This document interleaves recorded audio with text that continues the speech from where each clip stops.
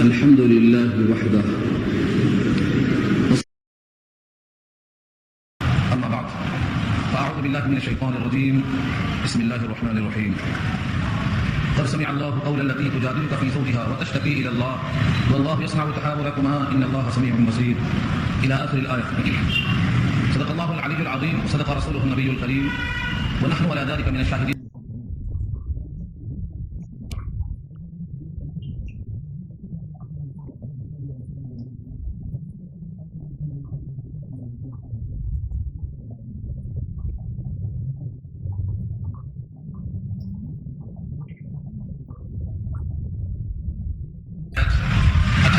मुजादिला शुरू से लेकर आयत नंबर 6 तक एक खास मजमून को अल्लाह ने बयान किया है जिसको हमारी इस्तिलाह में ज़िहार कहा जाता है। ज़िहार अहले अरब में तलाक से ज़्यादा शदीद था, तो तलाक मुग़ल्लज़ा से ज़्यादा सख्त था। अल्लाह ताला ने इस रस्म को ख़त्म करने के लिए इस आयत के अंदर उसका तज़किरा फरमाया। ज़िहार कहते हैं कोई शख्स अपनी बीवी से यूँ कह दे कि तुम मेरे लिए मेरे माँ की तरह हो, या तुम्हारी पीठ मेरे माँ की पीठ की तरह है, या अपनी किसी बेटी से बहन से जो मुहर्रमात अबदियाँ हैं उनमें से किसी के साथ उसको तशबीह दे दे। इसको ज़िहार कहा जाता है। ज़िहार बना है, ज़हर कहते हैं पीठ को, ज़हर पीठ को कहते हैं, तो ज़िहार के माने पीठ से तशबीह देना। ऐसा कहने से वो औरत मानी बन जाती, लेकिन ऐसा कहना नामाकूल जुमला है, इंतहाई झूठी बात है। इस रुकू में अल्लाह ने इसी को वाज़ेह किया। तो खातून थी, खातून का नाम बहुत मशहूर है, खौला बिन्ते सालबा। ये निकाह में थी औस इब्न साबित रज़ी अल्लाहु अन्हु के निकाह में। ये औस इब्न साबित वही हैं जो उबादा बिन सामित के भाई हैं। औस इब्न सामित उन्होंने अपनी बीवी से ज़िहार कहा, यानी यूँ कह दिया अंती अलिया का ज़ारी उम्मी, तो मेरे लिए ऐसी हो जैसे मेरी माँ की पीठ है। अब बीवी ने महसूस किया कि उस जमाने में तलाक से ज़्यादा शदीद जुमला है, तलाक में फिर दोबारा निकाह की गुंजाइश है, लेकिन ज़िहार में कोई गुंजाइश नहीं रही उस जमाने जाहिलियत के एतबार से।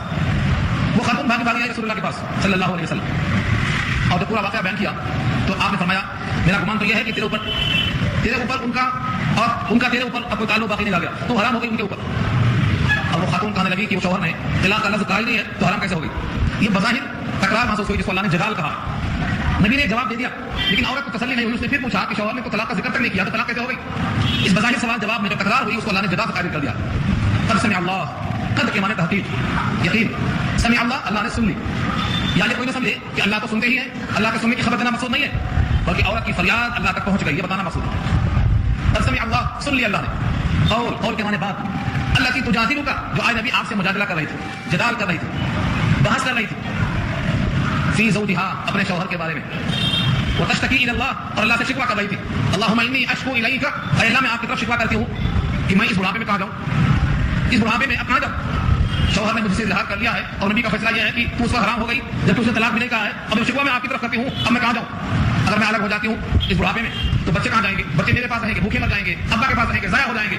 हदीस के अल्फाज हैं, अगर आप उनको मेरे पास कर देंगे जाऊ तो भूख से मर जाएंगे, और उनके पास कर देंगे तो जाऊ दुआ से ज़ाया हो जाएंगे।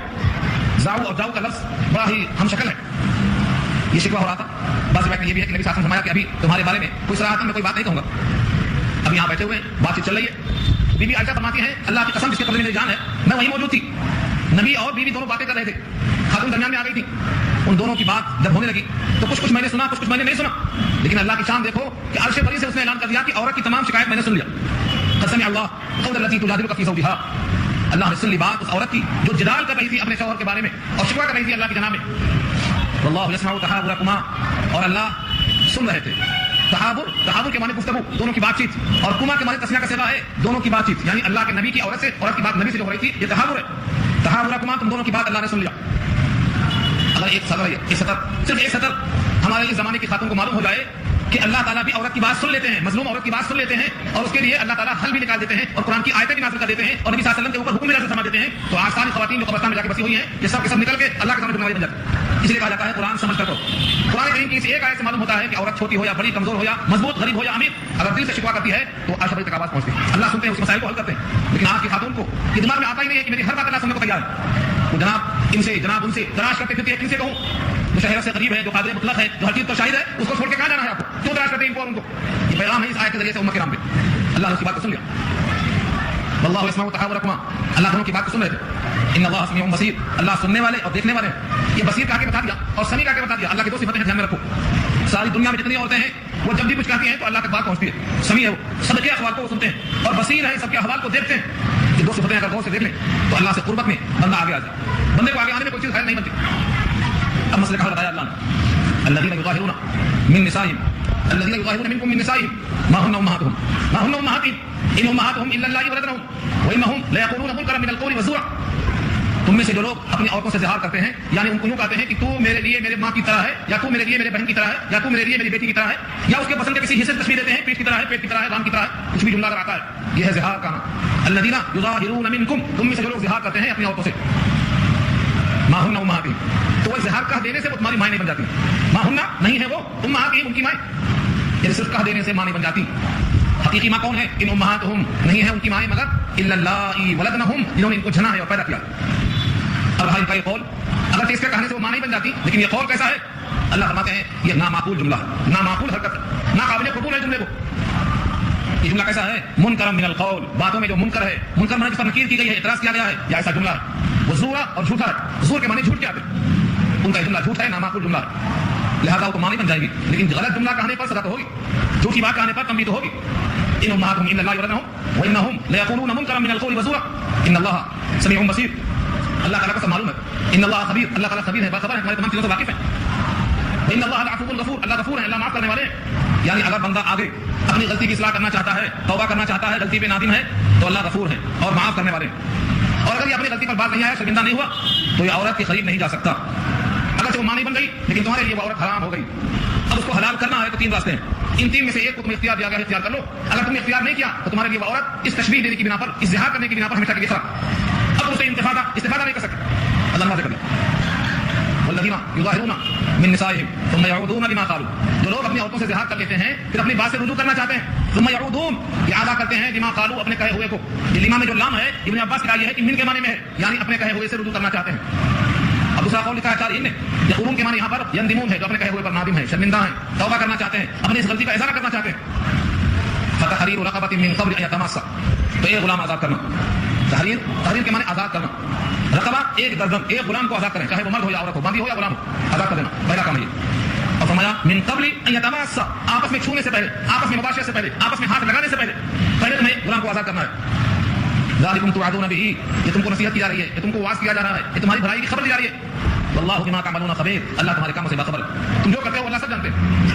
اب کوئی کہے کہ غلامی تو ہم کو، غلامی کا دور ہے نہیں، غلام ہم کو میسر نہیں، ہم سے غلطی ہو گئی. دوسرا اختیار دیا اللہ تعالیٰ نے، فمن لم یجد، جو شخص غلام نہ پائے، فمن لم یجد نہ پائے، دستیاب نہ ہو مارکیٹ میں، یا پیسہ نہ ہو یا قدرت نہ ہو خریدنے پر، فصیام شہرین متتابعین، روزے رکھے گا لگاتار 2 مہینے، بیچ میں ناغا نہیں. اگر 60 دن میں 1 دن کا ناغا ہوا تو یہ باقی نے پھر سے رکھنا پڑے گا. اس شرط کہاں سے آئی؟ متتابعین، تتابع لگاتار. جو شخص روزہ رکھے تو چاہیے کہ مسلسل رکھے، لگاتار رکھے. فمن لم یجد فصیام شہرین، 2 مہینے متتابعین لگاتار، من قبل ان یتماسا، ہاتھ لگانے سے پہلے. یہاں بھی شرط ہے. تماسا 2 مرتبہ کیوں آیا؟ تماسا مس سے بنا ہے، اور مس کے معنی چھونا، ٹچ کرنا، ہاتھ لگانا جائز نہیں ہے جب تک کہ تم غلام آزاد نہ کر لو یا مسلسل 2 مہینے روزہ رکھ لو. اب کوئی کہہ سکتا ہے کہ میں مسلسل 2 مہینے کا روزہ رکھنے پر قادر نہیں ہوں، تو اللہ نے کہا فمن لم یستطع، استطاعت نہیں ہے، قدرت نہیں ہے، آپ کے اندر وہ طاقت نہیں ہے. فمن لم یستطع فاطعام 60 مسکینا، تو کھانا کھلا دو. اطعام کے معنی کھانا کھلانا، 60 کے معنی 60، اور مسکین کے معنی مسکین، 60 مسکین کو کھانا کھلا دو، دونوں وقت پیٹ بھر کے کھلانا ہے. فقہاء اتنی صاحب کی تشریح کرتے ہوئے کہ دونوں وقت کھلانا ہے، پیٹ بھر کے کھلانا ہے. اور یہ بھی ہو سکتا ہے کہ 60 مسکینوں کو کھانا کھلانے کے بجائے ان کو ایک صدقہ عید الفطر دے دو، یعنی 1.25 سیب گیہوں یا اس کی قیمت، یہ ایک کھانے کے برابر ہے. اتنا تمہیں دینا. اللہ فرماتے ہیں ذالک لتؤمنوا باللہ ورسولہ، یہ اس واسطے ہے تاکہ تم اللہ پر ایمان لاؤ، اللہ کے رسول پر ایمان لاؤ. یا ایمان لانے کا حکم کیوں دیا گیا؟ وہ تو ایمان والا پہلے سے ہے. شارحین لکھتے ہیں لتؤمنوا کا مطلب یہاں یہ ہے تم تقاضائے ایمان کو پورا کرو، یعنی اللہ کا حکم بجا لاؤ، رسول اللہ کا حکم بجا لاؤ. یہ تنبیہ تم کو کی جا رہی ہے، تمہارے ایمان کا تقاضا یہ ہے کہ تم اس قول پر، اس آرڈر پر، اس حکم پر اللہ کا حکم تسلیم کر کے اطاعت میں لاؤ اس کو. ذالک لتؤمنوا باللہ ورسولہ، یہ پیغام دے دیا اللہ. اب یہ واقعہ چل رہا ہے. ابھی نبی صلی اللہ علیہ وسلم نے بلوایا اس صحابی کو، اویس بن ثابت کو. ان کی بیوی کا شکوہ بار بار تھا، بشارت ملی ان کو.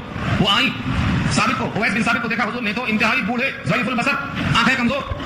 ان سے جو کہا گیا تمہیں 3 میں سے ایک کرنا ہے، غلام آزاد کر دو. کہا ہمارے پاس غلام کو خریدنے کی طاقت نہیں ہے. کہا پھر 60 روزے رکھو.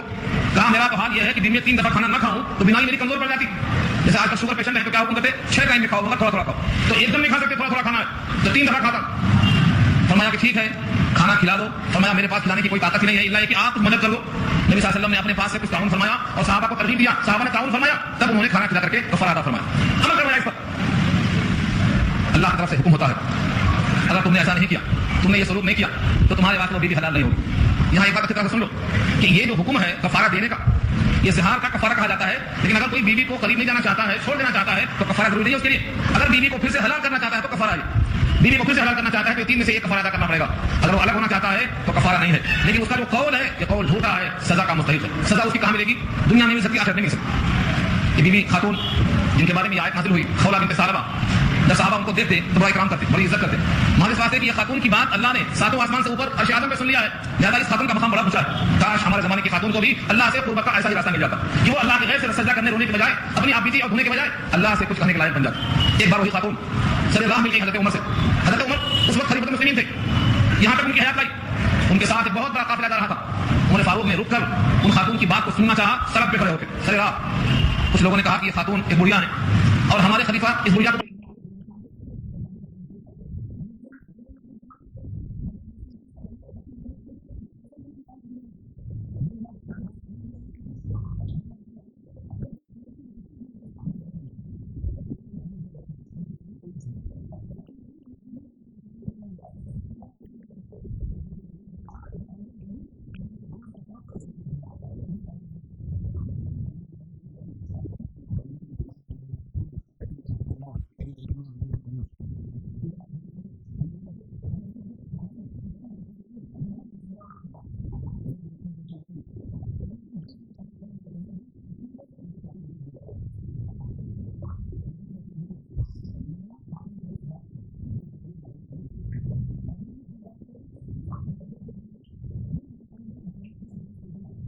آنے کے بعد اس کو تسلیم نہ کرے, ان تمام کو کافر ہے. ان کے لیے الگ عذاب ہے.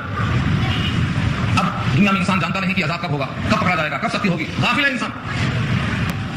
دنیا میں یہ عذاب کب ہوگا؟ اللہ فرماتے ہیں ایک وقت ایسا آئے گا, یوما یبعثہم اللہ جمیعا, ایک وقت ایسا ضرور آئے گا کہ سارے انسانوں کو اللہ کھڑا کر دیں گے. اس وقت ایسا آئے گا اور ان تمام کی صفات کو اللہ پیش کریں گے. فرمایا ان الذین یحادون اللہ ورسولہ, بے شک جو لوگ اللہ رسول کی مخالفت کرتے ہیں. اللہ رسول کی مخالفت کرنے کا مطلب کسی بھی حکم میں مخالفت کرتے ہیں, چاہے یہاں جو حکم دیا گیا ہے زہار کے کفارے کی شکل میں یا دیگر احکامات میں, جو بھی اللہ کی مخالفت کریں گے کسی بھی احکامات میں. ان الذین یحادون اللہ ورسولہ, یحادون کے معنی مخالفت کرنا. کبیتو کے معنی ذلیل ہوں گے, اور دے جہنم میں چلے جائیں گے. ذلیل کیسے ہوں گے؟ کما کبت الذین من قبلہم, جس سے پہلے جو لوگ گزرے ہیں جیسے وہ ذلیل ہوئے یہ بھی ذلیل ہوں گے. آپ دیکھتے ہیں نبی صلی اللہ علیہ وسلم کی مخالفت کرنے والے دنیا میں بدر سے ان کی ذلت شروع ہو گئی, غزوہ بدر سے مارے جانے شروع ہو گئے, اور جو لوگ بچے بچے رہ گئے یا تو وہ اسلام میں داخل ہو گئے یا پھر جہنم رسید ہو گئے. تو دنیا میں جس طرح سے سابقہ نبیوں کی مخالفت کرنے والے ذلیل ہوئے یہ بھی ذلیل ہوں گے. وقد انزلنا آیات بینات, اور تحقیق ہم نے اتارا ہے ایسی نشانیاں جو بالکل واضح ہیں, ایسے احکامات جو بالکل واضح ہیں. احکامات میں کوئی اشتباہ نہیں ہے, کوئی شبہ نہیں ہے, کوئی گنجائش نہیں ہے. لیکن جو لوگ نہیں ماننا چاہتے وہ گنجائش پیدا کرنا چاہتے ہیں. تو آیت کے الفاظ سے یہ بات معلوم ہوتی ہے, کبتو کما کبت الذین من قبلہم وقد انزلنا آیات بینات وللکافرین عذاب مہین, اور جتنے بھی کافر ہیں ان کے لیے توہین والا عذاب ہے. توہین مہین کے معنی اہانت والا, ذلت والا, سب عذاب رکھا ان کے واسطے. لیکن کافروں کو توہین والا عذاب کب پہنچے گا, کب وقت آئے گا؟ یوما, جس دن یبعثہم اللہ جمیعا, سب کو اللہ اکٹھا کریں گے. فینبئہم بما عملوا, تو جو جو انہوں نے کیا ہے اللہ ان کو بتلائیں گے, جتلائیں گے, خبردار کریں گے. یہاں پر یہ بات اجمالاً تو کئی دفعہ آ چکی ہے, لیکن یہاں جو لفظ آیا ہے یہ ہر ایک کے لیے کام کھڑا کر دینے والا ہے. کیا فرمایا آگے؟ فینبئہم بما عملوا احصاہ اللہ ونسوہ. یہ دو لفظ کو بار بار سوچو, احصاہ اللہ ونسوہ. اللہ نے ان کے سارے کام کو شمار کر رکھا ہے, سارے ان کے جرائم کا ریکارڈ تیار کر رکھا ہے. ونسوہ, حالانکہ جو لوگ کر کے جرم اختیار کرنے والے ہیں وہ بھول چکے ہیں, کر کے بھول چکے ہیں. کیسے بولتے ہیں؟ یا تو ان جرائم کی ان کے پاس کوئی اہمیت نہیں ہے, کرتے رہتے ہیں, عادت ہو گئی ان کی, اور یا پھر لاپرواہی اور غفلت اتنی ہے کہ وہ کرنے کے بعد ان کو یاد رہتا ہی نہیں. لیکن اللہ نے فرمایا سارے انسانوں میں جو کافر ہیں خاص طور سے ان کے تمام جرائم کو اللہ نے محسوس کر مکتوب میں لکھ رکھا. نستنسخ ما کنتم تعملون, ہم نے اس کو نوٹ کیا, لکھ لیا ہم نے اس کو, نستنسخ نوٹ کیا. یہاں پر میں احصاہ شمار کر رکھا, گن گن کر رکھا. ایک انسان صرف اپنا عمل گن نہیں سکتا, ایک انسان صرف اپنا عمل نہیں گن سکتا. لیکن اللہ تعالیٰ کا ارشاد یہ ہے کہ جتنے مجرم ہیں جن کے پاس سزائیں سخت ہیں, انہوں نے جو کچھ بھی کیا ہے ہم نے ان تمام جرم کو گن گن کے رکھا. یہ ترجمہ ہے احصاء کا. احصاء اسی انسانوں کے معنی شمار کرنا, گن رکھنا. ونسوہ, اور لوگوں نے اسے فراموش کر رکھا. یہاں سے بات معلوم ہوئی کہ جتنے جرائم ہیں جب تک اس کو ہم توبہ اللہ کر کے ختم نہ کر لیں وہ سب شمار کیا جائے گا, وہاں موجود ملے گا, موجود رہے گا. سورہ کہف میں اور دیگر آیتوں میں اللہ کا بیان ہے ایک عمل چھوٹا ہو یا بڑا ہو, ووجدوا ما عملوا حاضرا, جو جو عمل کیا سب حاضر پائیں گے, کوئی ایک مگر حاضر نہ ہوگا. بلکہ بعض آیتوں میں تو یوں ہے, حیرت سے انسان کہے گا ما لهذا الكتاب لا يغادر صغيرة ولا كبيرة الا احصاها. نہ چھوٹا عمل چھوڑا نہ بڑا عمل چھوڑا, کیا ہوگا اس کتاب کو, ہر عمل یہاں موجود ہے. جو یاد بھی نہیں تھا, بھول چکا تھا, وہ بھی یہاں موجود پائے گا. اللہ فرماتے ہیں موجود پائے گا ضرور. وہ یہ نہ سوچے کہ نہیں کیا تھا گناہ, وہ بھی لکھ دیا ہوگا. کئی مقام پہ اللہ نے وضاحت کر دی ہے ولا یظلم ربک احدا, کہ آپ کا رب کسی پر ظلم نہیں کرتا. किसी पर बंदा किसी तरीके से अल्लाह के साथ सोचे ना कि नाकर्दा गुनाहों पर सजा हो सकती है, नहीं हो सकती है। तो यहाँ पैगाम दिया अल्लाह ने, यौम यबअथुहुमुल्लाहु जमीअन फयुनब्बिउहुम बिमा अमिलू अहसाहुल्लाहु व नसूह। सब भूल जाते हैं करके, मगर अल्लाह ने उसको शुमार कर रखा है। छोटे छोटे गुनाहों पर इंसान का भूल जाना तो बसरी तकाजा है, हो सकता है, लेकिन बड़े बड़े गुनाहों पर भूल जाए। अल्लामा हाली ने याद दिलाया था मुसद्दस हाली के अंदर, यूं तो है उम्मीद सब कुछ पर न हो शायद माफ, वो जो की है हमने हाली खताएं खास खताएं जो बड़ी बड़ी खताएं। अल्लाह को फरमाते हैं अगर तुम बड़ी खताओं से बचने लग गए, बड़े जराइम से बचने लग गए, तो छोटे गुनाह हम खुद ही माफ कर देंगे। इन तजतनिबू कबाइरा मा तुनहूना अन्हु नुकफ्फिर अन्कुम सय्यातिकुम। अगर बड़े गुनाहों से तुम बचने लग गए तो छोटे छोटे गुनाह हम खुद ही माफ कर देंगे। इसका मतलब नहीं कि रिकॉर्ड में नहीं है, महफूज है, हर गुनाह महफूज है, इल्ला एक से धुल लिया जाए। धुलने के वास्ते अल्लाह ने एक ही साबुन रखा है और वो है तौबा इस्तिगफार। अल्लाहुम्मा इन्नी ज़लमतु नफ्सी ज़ुल्मन कसीरा, ये दुआ गौर से पढ़ना, नमाज में सोच समझ के पढ़ना, तो सारे गुनाह धुलते चले जाएंगे, सारे गुनाह धुलते चले जाएंगे।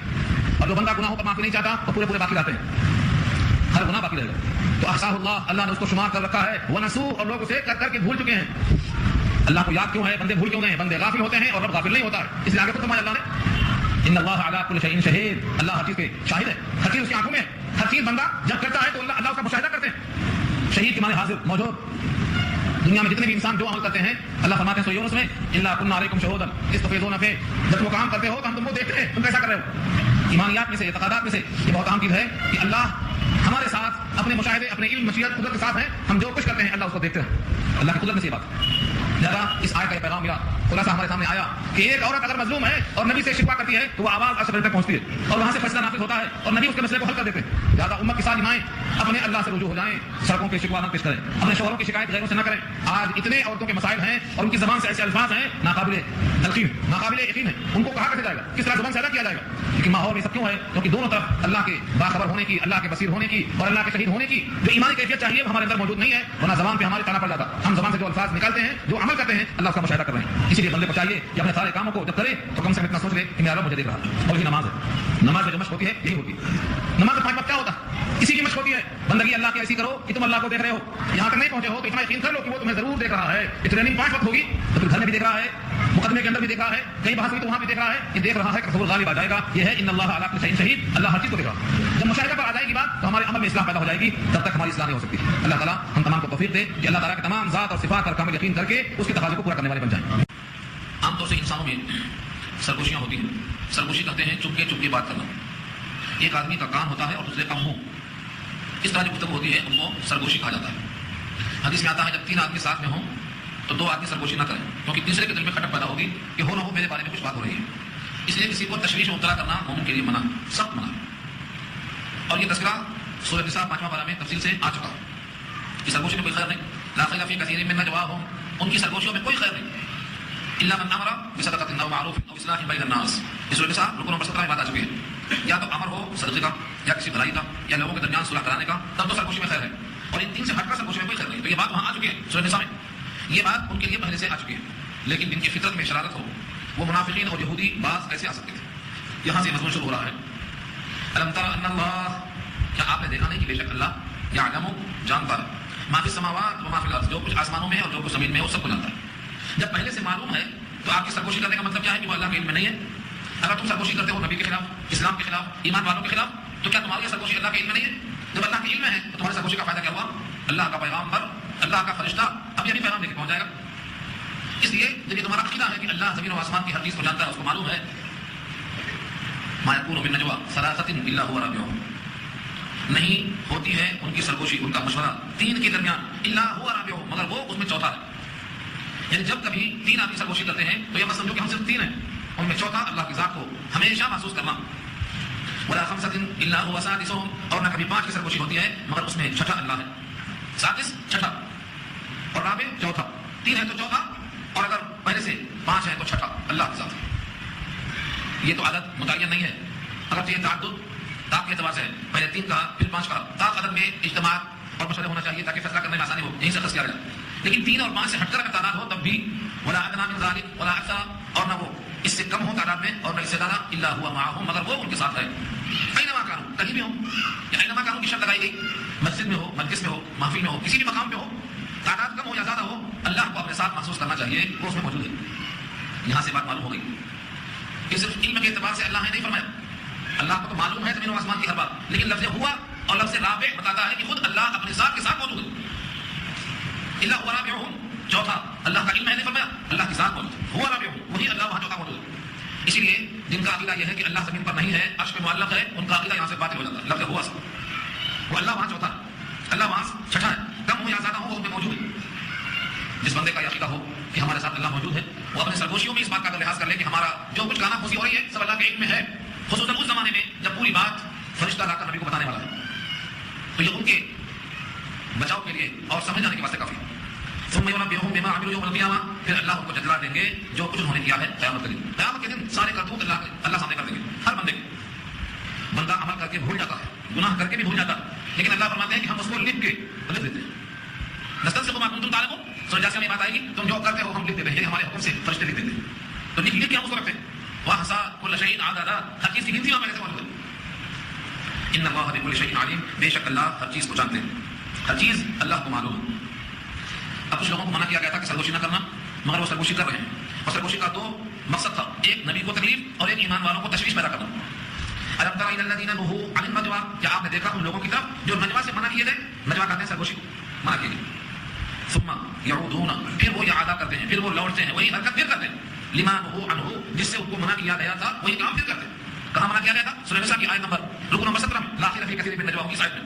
لیکن اس کے باوجود اگر منع کرنے کا اثر ان کے دل میں قبول ہو رک جاتی ہے، لیکن شرارت اور طبیعت کی خباثت اور خست اور دناعت یہ ان کو ان حرکتوں پر بھی ہمارا کرتے ہیں جو حرکتیں کرتے ہیں. وَيَتَنَاجَوْنَ، اور سرکشی کرتے ہیں کس چیز کی؟ بِالْإِثْمِ وَالْعُدْوَانِ، اسم کے معنی گناہ. سرکشی میں گناہ ہے، کیسا گناہ کیا جائے، گناہ کو عمل میں کیسے لایا جائے، اس گناہ کا انتخاب کیسے کیا جائے، تو یہ گناہ کا مشورہ کرتے ہیں.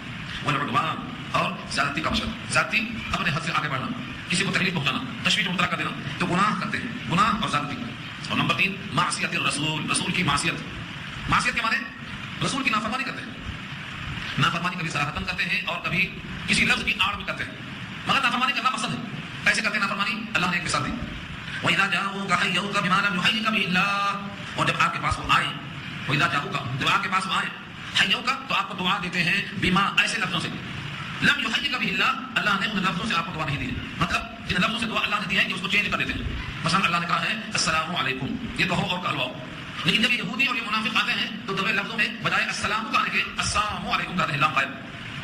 اور آپ کو اتنا تو ابھی جاننا ہی پڑے گا کہ سلام کے معنی سلام تھی، اور اگر السلام کہا جائے لام کو حذف کر کے تو معنی موت اور تباہی. تو جب کہیں گے السلام علیکم تو کیا مطلب ہوگا؟ تم پر موت ہو، تم پر تباہی ہو، تم پر پریشانی ہو. یہ کیا مطلب؟ یہ ہے اللہ نے جن لفظوں سے آپ کو دعا دی ہے ان لفظوں سے دعا نہیں دیتے بلکہ اس کو بدل دیتے، السلام کے بجائے السلام کر. یہاں سے یہ بات معلوم ہوئی کہ اگر لفظ کو بدل دیا جائے تو یہ جرم ہے. یہ اور بات ہے کہ کوئی اگر قادر نہیں ہے صحیح پڑھنے پر تو وہ اس کا جرم ہلکا ہے، گناہ کی حد تک ہے. لیکن اگر کوئی جان بوجھ کے بدلتا ہے تو یہ گناہ نہیں ہے بلکہ سرکشی اور عداوت. یہودیوں کا ہی طریقہ تھا، منافقین جانتے تھے دو لفظوں میں. ایک مرتبہ نبی صلی اللہ علیہ وسلم کی محفل میں کچھ یہودی آئے اور انہوں نے یہی کہا السلام علیکم. نبی رحمت نے شدت کا اظہار نے فرمایا اسی کو پلٹا دیا، وعلیکم، بس صرف کہا وعلیکم، اور تم پر، تم نے جو ہم کو دیا ہے وہی تم پر. مگر بی بی عائشہ کو غصہ آ گیا کیونکہ سید الانبیاء سے ان کو جو الفت تھی وہ مطالبہ بیان نہیں، اس لیے اپنے آپ کو قابو میں رکھنے کے بجائے اپنی زبان سے سخت الفاظ نکلے، السلام علیکم ولعنت اللہ علیکم وغضب اللہ علیکم، اللہ کی تم پر لعنت ہو، غضب ہو، تم پر ہلاکت. نبی صلی اللہ علیہ وسلم نے کہا بی بی عائشہ کو اللہ تعالیٰ تلخی اور سختی اور زبان سے فحش کلمات کو پسند نہیں کرتے. بی بی عائشہ فرماتی ہیں کیا نہیں سنا آپ نے انہوں نے کیا کہا؟ فرمایا میں نے سنا اور سن کر معقول جواب بھی دیا، مگر آپ کی طرح شدت اختیار نہیں کیا میں نے. اور سنو، میری دعا ان کے حق میں قبول ہو جائے گی، ان کی دعا میرے حق میں قبول نہیں ہوگی. انہوں نے مجھ کو بدعا کی ہے، ان کی دعا اور بدعا میرے حق میں نہیں لگے گی، لیکن میرے الفاظ ان کے دل میں لگ جائیں گے، اس لیے ان کا جواب پورا ہو گیا، آپ کو شدت ماننے کی حاجت نہیں. یہ بخاری میں تفصیل سے بات آ چکی ہے اسی سلام کے بیان. ایک مثال ہے وَإِذَا حَيَّوْكَ وَإِذَا جَاءُوكَ حَيَّوْكَ بِمَا لَمْ يُحَيِّكَ بِهِ اللَّهُ، اور جب آپ کے پاس آئیں تو آپ کو دعائیں دیتے ہیں، ایسی دعا جس لفظ سے اللہ نے دعا آپ کو نہیں دی. وَيَقُولُونَ فِي أَنفُسِهِمْ، اور یہ جملہ کہہ کر اپنے جی میں کہتے ہیں کہ ہم نے تو بات غلط کہی، اگر یہ واقعی نبی ہوتے تو اس پر ہمیں عذاب آ جاتا، سزا ہو جاتی، پکڑے جاتے.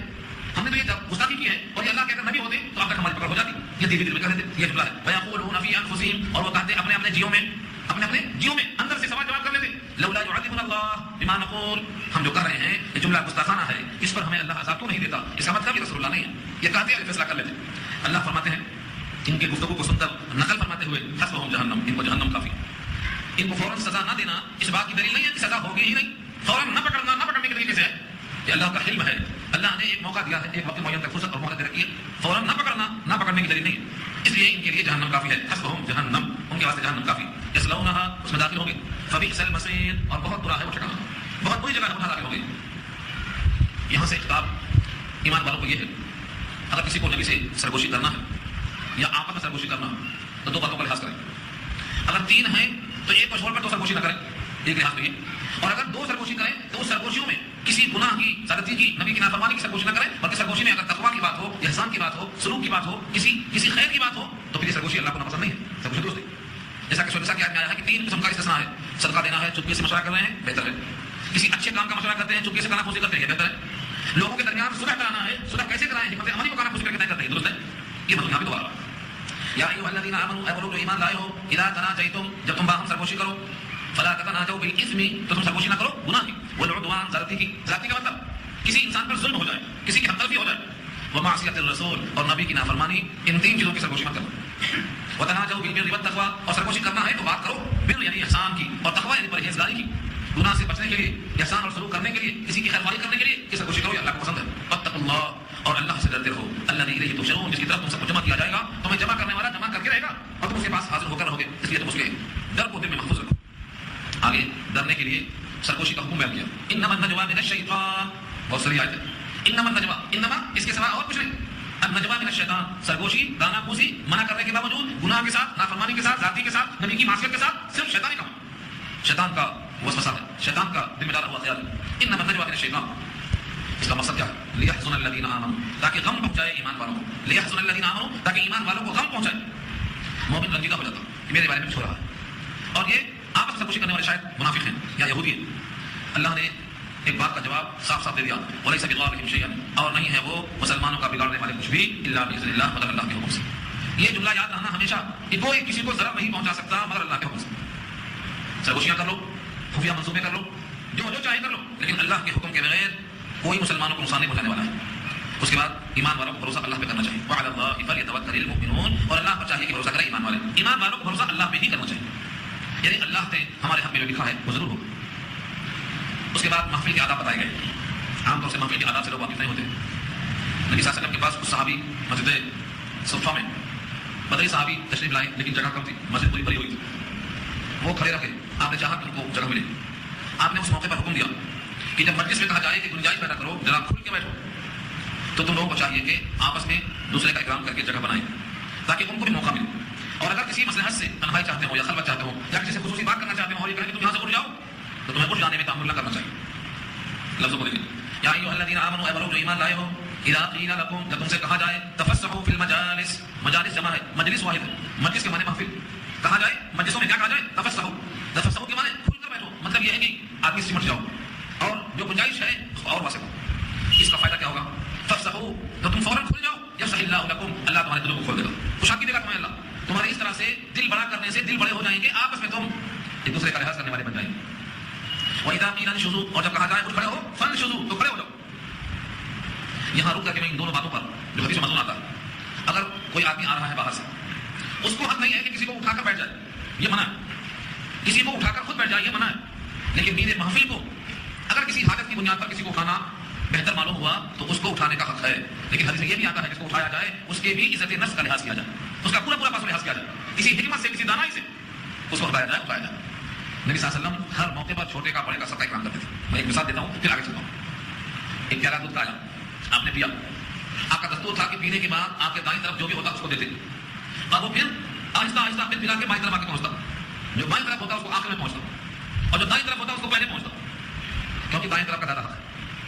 اتفاق ایسا ہوا کہ جب دودھ کا پیالہ آیا تو آپ کے بائیں طرف بچہ بیٹھا ہوا تھا, اور بائیں طرف ابو بکر صدیق بیٹھے, عمر فاروق بیٹھے. بچے کو اوائڈ نہیں کرتے آپ نے, یہ تو بچہ ہے.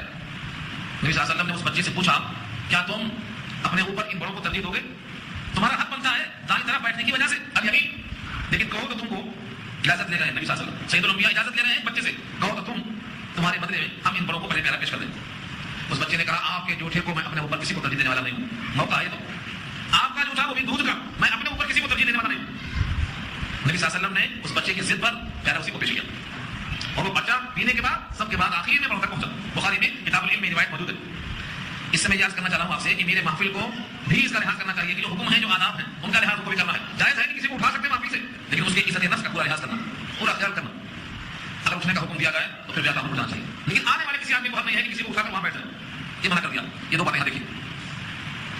یا ایھا الذین آمنوا اذا قیل لکم تفسحوا فی المجالس، اے ایمان والو جب کہا جائے کہ گنجائش پیدا کرو مجلس میں تو کھل کر بیٹھ جاؤ، یفسح اللہ لکم، اللہ کشادگی دے تم کو، واذا قیل انشزوا فانشزوا، اور جب کہا جائے کہ اٹھ جاؤ تو اٹھ کھڑے ہو، یرفع اللہ الذین آمنوا منکم والذین اوتوا العلم درجات، اللہ بلند کرتے ہیں درجات، اللہ یرفع، رفع کو کے معنی بلند کرنا، اور درجات اردو میں استعمال ہے درجہ کی جمع ہے، اللہ درجات بلند کرتے ہیں تم میں سے دو آدمیوں کے، ایک نمبر پہ کس کا اللہ الذین آمنوا جو مومن ہیں، نمبر دو والذین اوتوا العلم جن کو علم دیا گیا، ایمان والوں کا درجہ اور علم والوں کا درجہ اسی کا ثابت کیا گیا درجات، یعنی اگر محفل میں اٹھنے اور بیٹھنے کا موقع آئے تو جو آدمی اندر ایمان رکھتا ہے اور عمل کرے تو اللہ اس کا درجہ بلند کرے گا، صرف کہہ دینے سے عمل کر لیا، اور اگر اس کو پہلے سے علم ہے اور علم کی بنیاد پہ عمل کرتا ہے تو اس علم والے کا درجہ بھی اللہ بڑھا دیتے ہیں۔ اس آیت میں علم اور ایمان والوں کے درجات کے بڑھنے کا ذکر کیا اللہ، واللہ بما تعملون خبیر، اور اللہ تمہارے تمام کاموں سے باخبر ہے، تم جو کچھ کرتے ہو اللہ کو خبر ہے۔ اب محفل میں بیٹھنے کا ایک واقعہ بخاری میں درج ہے، میں آپ کو سنا کر آگے چلتا ہوں۔ تین آدمی نکلے، نبی صلی اللہ علیہ وسلم کی محفل علم کی لگی ہوئی تھی، آپ لوگوں کو علم کی بات بتا رہے تھے، تین شخصوں کا گزر ہوا، ایک شخص نے دیکھا کہ محفل پوری بھری ہوئی ہے اور اندر چلتے ہوئے جانے میں اس کو شرم آئی تو اس نے پیچھے ہی بیٹھ کر اپنا وقت لگایا، پیچھے بیٹھ گیا، اور ایک شخص نے دیکھا کہ حلقے میں تھوڑا گنجائش ہے، وہ دو تین کی قدم پھلانگ کے آگے جا کے جگہ خالی تھی وہاں جا کے بیٹھ گئے، تیسرا دیکھتا ہے کہ بھیڑ بہت ہے، کچھ یاد آ گیا وہ گزر گیا، چلا گیا، بیٹھا ہی نہیں۔ تین قسم کے آدمی، جب نبی صلی اللہ علیہ وسلم نے اپنے بیان سے فراغت کے بعد سوال کیا کہ تم کو معلوم ہے کہ ان تینوں کے ساتھ اللہ نے کیسے کیا، صحابہ خاموش ہیں، فرمایا کہ ان تینوں کہا سنو، جو آدمی علم کی محفل میں قربت چاہتا تھا معلم سے، اس نے گنجائش کو دیکھا اور آگے بڑھ کر کی جگہ حاصل کر لیا، جس نے رحمت کو حاصل کرنے کے لیے آگے بڑھ کر جرات کا اظہار کیا اللہ تعالیٰ نے بھی اس کو آگے بڑھا دیا، یعنی علم ممتاز کر دیا، اور جو آدمی شرما کر پیچھے بیٹھ گیا اللہ نے بھی اس کو شرما کر عذاب سے معاف کر دیا، اور تیسرا وہ جو چلا گیا اعراض کرتے ہوئے اللہ نے بھی اسے اعراض کر دیا۔ یہ تینوں واقعہ کتاب العلم بخاری کے اندر مذکور۔ تو علم کی محفل میں بیٹھنے کا پہلا درجہ کیا ہے؟ جگہ جہاں خالی ہو وہاں بیٹھنا۔ دوسرا درجہ یہ ہے کہ لوگوں کو تکلیف کیوں دی جائے، کسی کی نگاہ میں کیوں آئے، مقصد حاصل کرنے کو کہیں بھی بیٹھ جائے۔ اور سب سے خراب مقام یہ ہے کہ بلا کسی ضرورت کے دنیاوی کام کے لیے سڑک جانا بہانہ بنا کر قرآن سے اور حدیث سے دور ہے، علم کی حاجت ہے پھر بھی چلے جانا، یہ اعراض کرنا ہے، اس اعراض کا جواب بھی اعراض ہی ہوگا۔ یہ فرمایا نبی صلی اللہ علیہ وسلم۔ بہت سے لوگ نبی صلی اللہ علیہ وسلم کے کان میں کچھ باتیں کرنا چاہتے تھے، سرگوشی، اور اس کا دو مقصد ہوگا، ایک تو یہ کہ لوگ سمجھیں کہ یہ نبی سے بہت قریب ہے، دیکھو کان میں بات کر رہا ہے، اپنی قربت کا اظہار کرنے کے لیے نبی سے کان میں بات کر رہا ہے، یہ بہت قریب ہے۔ اور دوسرا مقصد یہ ہوگا کہ نبی صلی اللہ علیہ وسلم سے کانا پھوسی کرتے رہیں گے تو جو دوسرے لوگ ہیں ان کو موقع نہیں ملے گا سب بات سننے کا، پوچھنے کا، حضور ہی تو رکاوٹ بن جائے گی۔ جب ایک غیر مستحق آدمی وقت لے لے گا تو جو مستحقین ہیں ان کا حق مارا جائے گا۔ اور تیسرا مقصد یہ ہے کہ ہماری سرگوشیوں سے لوگوں کو تشویش پیدا ہوگی، ان کے چہرے میں شکن آئے گی اور ان کو مزہ آئے گا۔ یہ تین وجہیں ان کے سامنے سرگوشی کی ہوتی تھی، تو اللہ تعالیٰ نے پابندی لگایا، یا ایھا الذین آمنوا اذا ناجیتم الرسول، اے ایمان والو، یہاں مخاطب تینوں ہیں، جو مومن ہیں وہ بھی مخاطب ہیں، اور جو ایمان والوں میں نفاق رکھتے ہیں لیکن کلمہ پڑھتے ہیں نماز پڑھتے ہیں وہ بھی شامل ہے۔ اور یہ حرکت انہیں کی ہوتی تھی جو بظاہر تو مسلمان تھے لیکن اندر نفاق تھا، ان سے کہا گیا ایمان والو اذا ناجیتم الرسول، جب تم رسول اللہ سے سرگوشی کرو، کانا پھوسی کرو، کام میں کوئی بات رسول کے کہنا چاہو، فقدموا بین یدی نجواکم صدقہ، صدقہ دو پھر بات کرو، صدقہ، جب صدقہ دینے کی بات آئے گی تو جس کے دل میں نفاق ہے وہ مال خرچ کر کے بات کرنے کا نمبر کہاں سے آئے گا، وہ تو پیچھے جائے گا، چمڑی جائے اور دبڑی نہ جائے، مسئلہ مشہور ہے۔ تو جتنے منافقین تھے خود بخود چلے گئے کوشے میں پیسہ خرچ کرنا، وہ بھی نبی سے بات کرنے کے لیے، جب دل میں ان کی ایمانی نہیں ہے، عظمت نہیں ہے تو پیسہ خرچ کرنا مشکل ہے، چلے گی۔ اس آیت میں اور بھی مقاصد بیان کیے ہیں شاعری نے، جب تم نبی سے کچھ کہنا چاہو، کان میں بات کرنا چاہو، فقدموا تو آگے بھیجو، بین یدی نجواکم تمہاری سرگوشی سے پہلے صدقہ، کتنا صدقہ دیا جائے آیت میں نہیں ہے لیکن حدیث میں آتا ہے 1 دینار صدقہ کرنا ہے، درہم نہیں، درہم چاندی کا ہوتا ہے، دینار سونے کا ہوتا ہے، 1 دینار صدقہ، جس کے پاس مال بہت زیادہ ہے وہ تو یہ کام کر سکتا ہے، اور جس کے دل میں محبت ہے وہ بھی کر سکتا ہے، لیکن جس کے دل میں نفاق ہے وہ یہ کام نہیں کر سکتا، اور جن کے پاس پیسہ ہی نہیں ہے وہ سمجھتے ہیں کہ سرگوشی کرنا کوئی ضروری تو نہیں ہے، کہ اس پر دین ہمارا منحصر ہے، ہم زور سے بات کر لیں گے، سب سے سوال کرتے رہنا، تو سرگوشی کرنا کوئی ضروری نہیں ہے، انہوں نے اس کو چھوڑ دیا۔ منافقوں نے پیسوں کی خاطر چھوڑ دیا اور مومنوں نے اس واسطے چھوڑ دیا کہ آہستہ بات کرنا کوئی لازم نہیں ہے کہ اس کے بغیر دل میں چلنا مشکل ہو جائے۔ بہرحال یہ مقصد تھا کہ لوگ آپ کو تنگ نہ کریں، اللہ نے خود فرمایا ذالک خیر لکم، یہ بہتر ہے تمہارے حق میں، واطہر، اور زیادہ ستھرا ہے، زیادہ پاکیزہ ہے، دل میں صفائی، یہ تمہارے حق میں قدرت کو صاف کرتا ہے۔ فإن لم تجدوا، بس اگر تم نہ پاؤ، صدقہ کرنے کے لیے پیسہ نہ پاؤ، تمہارے پاس گنجائش نہیں ہے، فإن اللہ غفور رحیم، تو اللہ بخشنے والا رحم کرنے والا ہے۔ جن کے پاس گنجائش بالکل نہیں ہے ان کو صدقے کے بغیر بات کرنے کا وقت ہے، ان کے پاس استثناء ہے، تو جن کے پاس پیسہ ہی نہیں ہے ان کے لیے اللہ بخشش کرنے والے، رحم کرنے والے ہیں، لیکن جو بات کرنا چاہتے ہیں صدقہ دیں۔ اب بہت سے لوگ رک گئے، اللہ تعالیٰ نے رکتے ہی اس حکم کو کینسل کر دیا، منسوخ کر دیا۔ ناسخ اور منسوخ اکٹھا ہے، ناسخ کہتے ہیں وہ آیت جس سے کینسل ہو جائے، اور منسوخ کہتے ہیں جس میں حکم موجود ہو وہ کینسل کر دیا جائے۔ کیا حکم دیا؟ اشفقتم ان تقدموا، کیا تم ڈر گئے کہ آگے بھیجا کرو، بین یدی نجواکم، تمہاری سرگوشیوں سے پہلے، کام کی بات سے پہلے، صدقات، صدقات مانے خیرات ہیں، جمع ہے صدقات، صدقہ واحد ہے، صدقات جمع، کیا تم ڈر گئے؟ فإذا لم تفعلوا، بس اگر تم ایسا نہ کرو، تو جب تم نے ایسا نہیں کیا تو اب اللہ نے تم پر توجہ فرمایا، وتاب اللہ علیکم، اللہ نے تم پر متوجہ فرمایا مطلب یہ تمہاری توبہ قبول کر دیا اور تم کو معاف کر دیا اور یہ حکم کینسل کر دیا. اس حکم پر سوائے حضرت علی رضی اللہ تعالیٰ عنہ کے اور کسی کو عمل کرنے کا موقع ہی نہیں ملا. حضرت علی رضی اللہ عنہ فرماتے ہیں کہ قرآن کریم کی ایک آیت ایسی ہے کہ مجھ سے پہلے کسی نے عمل نہیں کیا اور میرے بعد کوئی عمل کرے گا نہیں, صرف میں نے عمل کیا ہے. اور وہ آیت یہی بتاتی ہے, ایک دن صدقہ دیا اور نبی سے بات کیا, اس کے بعد اگلی آیت میں اس حکم کو اللہ نے منسوخ کر دیا. اب منسوخ ہو جانے کی بنا پر عمل کرنا ممکن ہی نہیں رہا. تو یہ خصوصیت حضرت علی کرم اللہ وجہہ کی. وتاب اللہ علیکم, اللہ نے تم کو معاف کر دیا. جب سرگوشی کرنے کو اللہ نے صدقے کے بغیر تمہارے واسطے اس کو معاف کر دیا, تو اب بقیہ جو پہلے سے احکامات اسلام ہیں جو فرائض کے درجے میں ہیں ان کی پابندی کرو. وہ کیا کیا ہیں؟ فاقیموا الصلاۃ وآتوا الزکاۃ, نماز کو قائم رکھو اور زکات دیتے رہو. واطیعوا اللہ ورسولہ, اور اللہ اور رسول کے حکم پر چلتے رہو. واطیعوا اللہ ورسولہ, اللہ اور رسول کے حکم پر چلتے رہو. یہاں وہی حکم دیا گیا, نماز بدنی عبادت اور زکات مالی عبادت, اور اطیعوا اللہ واطیعوا الرسول میں سارا اسلام آ گیا کہ اللہ اور رسول کا حکم مانا کرو. جس جس مرحلے میں جو حکم آئے اسے بنوان تسلیم کرو. نبی صلی اللہ علیہ وسلم کا حکم اور اللہ کا حکم دونوں تسلیم کرنا ہے. صحابہ اس پر بڑی سختی سے عمل کرتے تھے. ہم میں سے ہر شخص تعبیر کرتا یہ حدیث صحیح ہے نہیں ہے, یہ حدیث ایسی ہے, یہ حدیث کے بارے میں پوری کوشش کرتے ہیں کہ مطلب کے مطابق آئے تو کر لیں گے, عمل نہیں تو چھوڑنے کی کوشش کریں گے. صحابہ ایسا نہیں کرتے تھے. اطیعوا اللہ واطیعوا الرسول میں شدت تھی. عبداللہ بن مسعود کا واقعہ لکھا ہے کہ وہ مسجد کے باہر ایک نالا تھا, اس کو پار کر کے آنا چاہ رہے تھے, اور مسجد میں نبی صلی اللہ علیہ وسلم کچھ لوگوں کو حکم دے دیتے بیٹھ جاؤ, یا بیٹھ جاؤ کی آواز اندر والوں کے لیے تھی, لیکن یہ آواز باہر کام میں پڑ گئی. عبداللہ بن مسعود کو یہ بات معلوم تھی کہ حکم اندر والوں کے لیے ہے, لیکن کھڑے رہ جانا اور نہ بیٹھنا عملاً نبی کی مخالفت تھی. وہ اس کی تاب نہیں لائے اور نالے پر بیٹھ گئے, ایک پاؤں نالے کی اس طرف تھا اور ایک پاؤں نالے کی اس طرف تھا. راوی اتنی وضاحت کر رہے ہیں یہ صحابہ کرام کی عظمت تھی کہ وہ نبی کے حکم کو ٹالتے نہیں تھے. یہ ہے جو رسول نبی صلی اللہ علیہ وسلم نماز میں چلے گئے رکوع میں. سیدنا ابوبکر صدیق تشریف لائے تو دیکھا سب لوگ رکوع میں ہیں. اب نبی رکوع میں ہیں اور میں کھڑا رہوں, یہ دل میں خیال آیا کہ نبی کی مخالفت ہو رہی ہے. مسجد میں داخل ہوتے ہی رکوع میں چلے گئے اور وہاں سے رکوع میں ہو کر چلتے چلتے نماز لگائے. وہ صفحے کتنی تھی وضاحت بنی گئی, 2 صفحے تھی, 3 صفحے تھی. مسجد میں داخل ہوتے ہی دیکھا کہ نبی رکوع میں ہے. ان کے دل میں خیال آیا کہ میں مخالفت کر رہا ہوں, نبی کی مخالفت نہیں کرنا چاہیے, موافقت کرنا چاہیے. وہی رکوع میں چلے گئے اور رکوع میں چل کر چلتے چلتے نماز تک جب آئے, سلام کرنے کے بعد نبی صلی اللہ علیہ وسلم نے پوچھا کہ تم نے ایسا کیوں کیا؟ اب آپ سوچتے ہوں گے کہ پیچھے کی بات نبی کو کیسے معلوم؟ ترمذی کی روایت ہے, بخاری کی روایت ہے کہ میں نماز میں تم سمجھتے ہو صرف آگے دیتا ہوں, میں نماز میں پیچھے بھی دیتا ہوں. جس طرح آگے دیتا ہوں ایسا ہی پیچھے دیتا ہوں. اب وہ وضاحت یہاں نہیں کروں گا, بہت لمبی ہو جائے گی کہ نبی صلی اللہ علیہ وسلم کو 2 آنکھیں اللہ نے پیچھے بھی دی ہیں, یا بطور معجزے کے دیتے تھے, یا اللہ تعالیٰ نے موقع پر اطلاع کر دیا تھا. بہت سے اخبار ہیں, بہت سی باتیں, لیکن میں دکھانا چاہتا ہوں کہ وہ رسول کو یہ صحابہ ایسے اطاعت کرتے تھے. نبی کی مخالفت وہ سوچ نہیں سکتے تھے, اس لیے ان کا جو مقام ہے وہ اب کسی کو حاصل نہیں ہو سکتا. تو اس آیت میں کہا گیا ہے کہ اللہ نے معاف کر دیا ہے, تم اب نمازوں کی پابندی کرو, زکات دیتے رہو اور اللہ کے حکم پر چلتے رہو اور اس کے رسول کی بات مانتے رہو. واللہ خبیر بما تعملون, اللہ تمہارے کاموں سے باخبر ہے, تم جو کرتے ہو اللہ کو سب معلوم ہے. ألم تر إلى الذين تولوا قوما غضب الله عليهم ما هم منكم ولا منهم ويحلفون على الكذب وهم يعلمون أعد الله لهم عذابا شديدا إنهم ساء ما كانوا يعملون اتخذوا أيمانهم جنة فصدوا عن سبيل الله فلهم عذاب مهين لن تغني عنهم أموالهم ولا أولادهم من الله شيئا أولئك أصحاب النار هم فيها خالدون.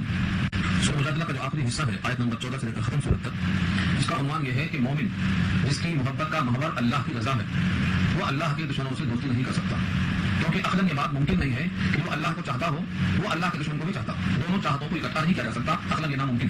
یہ ہے عنوان یہ آخری حصے کا. مجادلہ ہی کے معنی آتے ہیں جدال کی جس کی بات آ چکی ہے. یہاں سے خطاب ہے اللہ تعالیٰ کی طرف سے, الم ترى, کیا آپ نے دیکھا, آپ نے نہیں دیکھا, ان الذین, ان لوگوں کی طرف تولوا, انہوں نے دوستی کی ہے, قوماً ایسی قوم سے غضب اللہ علیہم, جن پر اللہ نے غضب بھیجا, جن پر اللہ کا غضب ہوا. یہ سورہ فاتحہ میں ظاہر ہو چکا ہے کہ اس سے مراد یہودی, غیر المغضوب علیہم میں جو مغضوب علیہم ہے اس سے مراد یہودی ہیں, ان پر اللہ کا غضب ہوا. تو یہاں بھی وہی قوم مراد ہے. قوماً غضب اللہ سے مراد یہودی ہیں جن پر اللہ کا غضب ہوا. ان سے دوستی کرنے والے کون تھے؟ منافقین تھے. منافقین یہودیوں سے بھی دوستی رکھتے تھے اور مشرکین سے بھی دوستی رکھتے تھے, اور وہ یہ چاہتے تھے کہ ہم دونوں طرف سے میٹھے بنے رہیں. مسلمانوں کے ساتھ اسلام کا مظاہرہ, یہودیوں کے ساتھ ان کی دوستی کا مظاہرہ, اور کافروں اور مشرکوں کے ساتھ ان سے اپنی قومیت کا مظاہرہ, ہر طرح سے خوش رہے, اور یہ دوستی وہاں بھی کرتے رہے. ان کے بارے میں تذکرہ ہے ما هم منکم ولا منهم, وہ لوگ حقیقت کے اعتبار سے نہ تمہارے ہیں نہ ان کے ہیں, کسی کی بھی وفادار نہیں ہو. ہمارے اردو میں جو مثل مشہور ہے دھوبی کا کتا نہ گھر کا نہ گھاٹ کا, یہ مثل اسی بات سے کہی گئی ہے کہ جب وہ آدمی کسی کا وفادار نہ ہو تو وہ کسی کا ہو بھی نہیں سکتا. اللہ نے کہا دیا ما هم منکم, وہ لوگ تم میں سے نہیں ہیں, یعنی تمہارے اندر ان کا شمار نہیں ہو سکتا. غلامی ہو اور ان میں سے, یعنی نہ وہ کافروں میں سے ہیں کہ ان کے وفادار ہو, نہ تم میں سے ہیں کہ تمہارے وفادار ہو. جب دل میں ان کی دنیا داری چھائی ہوئی ہے اور خود غرضی لگی ہوئی ہے تو حقیقت میں تمہاری بھی نہیں ہے, ان کے بھی نہیں. یہ لوگ کون ہیں؟ منافقین کا جو سردار تھا وہ عبداللہ ابن ابی ابن سلول. عبداللہ ابن سلول مشہور تھا, منافقوں کا سردار تھا. اور ایک منافق تھا جو مشہور تھا, عبداللہ اتفاق اس کا بھی نام ہے لیکن اس کے ابا کے نام سے فرق ہوتا, عبداللہ ابن مبتل, نون بے تے لام, مبتل. یہ اللہ کے نبی صلی اللہ علیہ وسلم کو گالیاں دیتا تھا, اور اس کے جو 2 احباب ہوتے تھے یہ بھی مل کر دعوت تشریح کرتے تھے. یہ مطلب نبی صلی اللہ علیہ وسلم کے پاس وہ آیا. آنے سے پہلے آپ نے فرما دیا بطور معجزے کہ تمہارے پاس ایک شخص آنے والا ہے, اس کا قلب جبار ہے, اور وہ شخص جب بولتا ہے تو مکر اور فریب کے ساتھ بولتا ہے. اس کا دل جبار ہے اور سرکش ہے. تو وہ شخص جو مراد تھا وہ حاضر ہوا، بس طاقت تھا، آنکھیں نیل تھی اور گندمی رنگ تھا. جب وہ سامنے آیا تو اس سے پوچھا نبی صلی اللہ علیہ وسلم نے کہ تم اور تمہاری قوم مل کر مجھے گالیاں کیوں دیتے ہو؟ سوال کر لیا. اس نے فوراً قسم کھا لیا کہ نہ ہم دیتے ہیں گالیاں، نہ ہمارے دوست آباد دیتے ہیں گالیاں. ایک طرح غلط پہنچی ہے، خود قسم کھا بیٹھا اور قسم کھانے کے ساتھ اپنے دوستوں کو جمع کر کے ان سے بھی قسم کھانے لگا. ان تمام یہ پیغام پہنچایا کہ ہم نے نہ گالی دیے نہ برا بھلا کہا، یا قسم کھا کر کے اپنے جھوٹ پر پردہ ڈال دیا. اس ٹکڑے میں نے فرمایا وَيَحْلِفُونَ عَلَى الْكَذِبِ، وہ لوگ حلف لیتے ہیں، حلف لیتے ہیں یعنی قسمیاں بیان کرتے ہیں، جھوٹ پر قسم کھا رہے ہیں. وَهُمْ يَعْلَمُونَ، حالانکہ وہ خوب جانتے ہیں کہ وہ جھوٹ بول رہے ہیں اور جھوٹ کا انجام کیا ہوتا ہے. اس طریقے سے منافقین نہ منافقوں کے زمرے میں رہ کر مسلمانوں کے فرار ہو سکتے ہیں، نہ یہودیوں کے، نہ مشرکین کے، لیکن نبی کو مطمئن کرنا چاہتے ہیں قسمیں کھا کر. اللہ تعالیٰ نے ان کے جھوٹ کا پردہ فاش کر دیا، ان کا جھوٹ کھل ہے. کیونکہ اللہ تعالیٰ اپنے علم محیط کی وجہ سے کس کے دل میں کیا نفاق ہے، جب قرآن کریم میں آیتیں آ جاتی ہیں تو ان کا نفاق پورا کھل جاتا ہے، آشکارا ہو جاتا ہے. اب ایسے منافقوں کے واسطے اللہ کے پاس کیا ہے؟ اعد اللہ نے تیار کر دیا لہم، ان کے لیے عذابا شدیدا، سخت عذاب. اس عذاب کو اللہ خود سخت کہے وہ یقیناً سخت ہے اور اتنا سخت ہے کہ بندہ اس کو برداشت نہیں کر سکتا. جن کو یقین آتا ہے وہ اللہ کے عذاب سے ڈرنے کا اظہار کر کے اللہ کے عذاب سے بچنے کی دعا کرتے ہیں. نقشہ عذاب کا جو ہم پڑھتے ہیں یہ اسی کا اظہار ہے کہ ہم آپ کے عذاب سے ڈرتے ہیں. تو یہ عذاب اتنا شدید ہے بہت تیار ہے منافقوں کے واسطے جو جھوٹی قسم کھا کر نبی کو مومن کرنا چاہتے ہیں، وہ مومن نہیں. انہم سا، بے شک انہوں نے برا کیا. سا کے معنی سا سو برا کرنا، ما کانوا یعملون، جو کچھ وہ کرتے ہیں وہ یقیناً برا کرتے ہیں، کیونکہ وہ اللہ کو اللہ کے رسول کو دھوکہ دینا چاہتے ہیں اور اس دھوکے کا وبال ان پہ پڑنے والا ہے، اس لیے وہ اپنے برا کرتے ہیں جو کچھ وہ کر رہے ہیں. یہاں سوال قسموں کا یا قسموں کی ڈھال ہے. ڈھال سے آدمی کب تک بچے گا؟ اتخذوا ایمانهم جنۃ فصدوا عن سبیل اللہ، بنایا انہوں نے اپنی قسموں کو ڈھال. جو قسم کھا رہے ہیں یہ قسمیں در حقیقت ڈھال ہے. ڈھال عربی میں جنہ کہا گیا اس کو، اور جنوں کے معنی آتے ہیں جس کی وجہ سے کوئی چیز نظر نہ آئے. جنہ علیہ اللیل، رات تاریک ہو گئی، تاریکی سے نظر نہیں آتا. ایسے ہی جن ہے، جن جو نظر نہیں آتا. ایسے ہی مجنون ہے تو اس کا جنون تو نظر نہیں آتا، حرکتوں سے معلوم ہوتا. تو ہر وہ چیز کو جنہ کہا گیا ہے جس سے کوئی چیز چھپ جائے، وہ خود چھپانے والی ہو. تو میں تو اپنے قسموں سے ڈھال بنا کر جھوٹ کو چھپانا چاہتے ہیں. ان کا جھوٹ چھپ رہا ہے، اس سے جھوٹ دکھا کر وہ اپنے ایمان اور کفر کو پلہ ڈالنا چاہتے ہیں، لیکن اس ڈھال سے ان کا پورا کا پورا اندرونی سخت ہو جائے گا. بنایا انہوں نے اپنی قسموں کو ڈھال، فصدوا عن سبیل اللہ، اور روکا لوگوں کو اللہ کے راستے سے.